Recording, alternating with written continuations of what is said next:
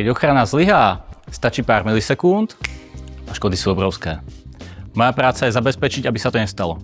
Ako senior programátor digitálnych ochrán nastavujem logiky a testujem IED zariadenia v rozvádzačoch VM.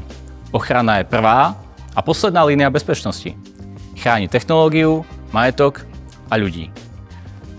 Deň začína komunikáciou so zákazníkmi a tímom, potom programovanie logík, testovanie vo výrobe a keď príde FAT so zákazníkom, všetko musí fungovať bez kompromisov. Nie je to rutina. Každý projekt je iný. Najviac som hrdý na projekt elektrolýzy vodíka v Lingene v Nemecku. Veľký rozsah, neštandardné riešenie, náročný zákazník. Presne ten typ výzvy, kde sa ukáže, čo viete. Energetika sa mení rýchlejšie než kedykoľvek predtým. Nové technológie, nové požiadavky. Ak chcete stagnovať, toto nie je správne miesto. Ak sa chcete posúvať, tu máte priestor. Run with ABB pre mňa znamená byť súčasťou niečoho väčšieho.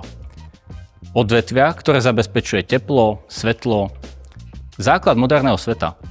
Ak zvládnete niesť zodpovednosť, pracovať samostatne aj v tíme a nebojíte sa výziev, tak vás táto práca bude baviť.